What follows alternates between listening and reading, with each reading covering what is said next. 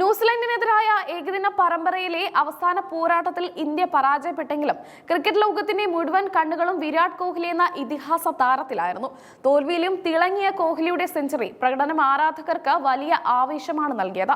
മത്സരം തോറ്റ ഇന്ത്യ പരമ്പര കൈവിട്ടെങ്കിലും വിരാട് കോഹ്ലി എന്ന ബാറ്ററുടെ തിരിച്ചുവരവ് ഇന്ത്യൻ ക്രിക്കറ്റിന് നൽകുന്ന ആത്മവിശ്വാസം ചെറുതല്ല. പൊരുതി നേടിയ ആ സെഞ്ചുറി കോഹ്ലിയുടെ ക്ലാസ് ഒരിക്കൽ കൂടി തെളിയിക്കുന്നതായിരുന്നു.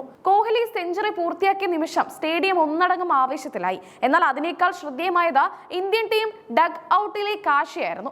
ടീം അംഗങ്ങൾക്കൊപ്പം കോച്ച് ഗൗതം ഗംഭീറും എഴുന്നേറ്റ് നിന്ന് കൈയടിച്ചത് വലിയ ചർച്ചയായി.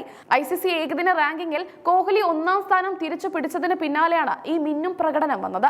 ലോകത്തിലെ 1-ാം നമ്പർ ബാറ്റർ താൻ തന്നെയാണെന്ന് അടിവരയിടുന്നതായിരുന്നു കിവീസിനെതിരായ അദ്ദേഹത്തിന്റെ ബാറ്റിംഗ്.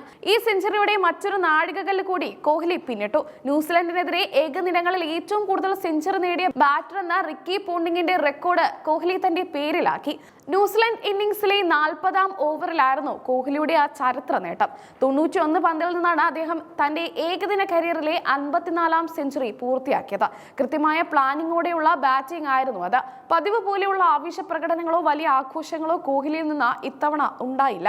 ലക്ഷ്യത്തിലേക്കുള്ള ദൂരം വലുതാണെന്ന ബോധ്യം ആ ബാറ്റിംഗിലും ശരീരഭാഷയിലും പ്രകടമായിരുന്നു.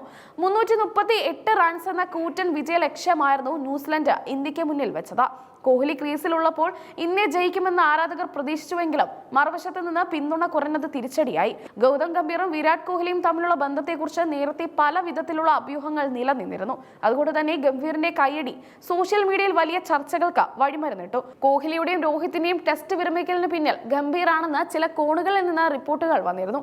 സീനിയർ താരങ്ങളെ ഗംഭീർ അവഗണിക്കുന്നുവെന്നായിരുന്നു ആരാധകരുടെ പ്രധാന പരാതി. 2027 ഏകദിന ലോകകപ്പിൽ കളിക്കാൻ ആഗ്രഹിക്കുന്ന കോഹ്ലിയെയും രോഹിത്തിനെയും ഒഴിവാക്കാൻ ഗംഭീർ ശ്രമിക്കുന്നുവെന്ന് ഒരു വിഭാഗം ആരാധകർ വിശ്വസിച്ചിരുന്നു.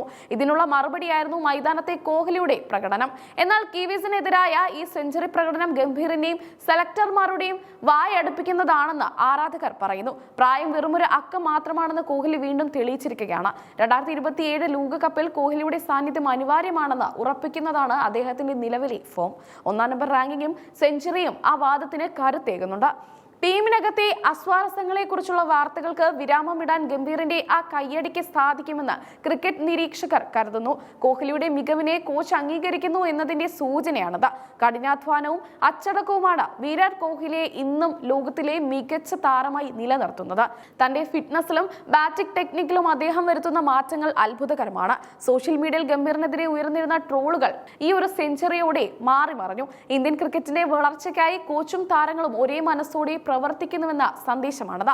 യുവതാരങ്ങൾക്ക് വലിയ മാതൃകയാണ് വിരാട് കോഹ്ലി. പ്രതിസന്ധി ഘട്ടങ്ങളിൽ എങ്ങനെ ബാറ്റ് ചെയ്യണമെന്നും ലക്ഷ്യത്തിലേക്ക് എങ്ങനെ കുതിക്കണമെന്നും അദ്ദേഹം ഓരോ ഇന്നിംഗ്സിലും കാണിച്ചു തരുന്നു. പരമ്പര നഷ്ടമായെങ്കിലും വിരാട് കോഹ്ലിയുടെ ഈ സെഞ്ചുറി വരാനിരിക്കുന്ന പരമ്പരകളിൽ ഇന്ത്യക്ക് വലിയ മുതൽക്കൂട്ടാകും. ചാമ്പ്യൻസ് ട്രോഫി അടക്കമുള്ള വലിയ ടൂർണമെന്റുകൾക്ക് മുൻപുള്ള മികച്ച സൂചനയാണത്. ന്യൂസിലൻഡിനെ പോലെ ശക്തമായ ഒരു ബോളിംഗ് നിരക്കെതിരെ വിദേശ സാഹചര്യങ്ങളിൽ സെഞ്ചുറി നേടുക എന്നത് ഏതൊരു ബാറ്ററുടെയും സ്വപ്നമാണ്. കോഹ്ലി അത് അനായാസം സാധ്യമാക്കി. വിരാട് കോഹ്ലി ഇനിയും റൺമലകൾ തീർക്കുമെന്നും 2027 ലോകകപ്പിൽ ഇന്ത്യയെ നയിക്കാൻ അദ്ദേഹം ഉണ്ടാകുമെന്നും ആരാധകർ ഉറച്ചു വിശ്വസിക്കുന്നു. കിങ് കോഹ്ലിയുടെ പ്രയാണം തുടരുകയാണ്.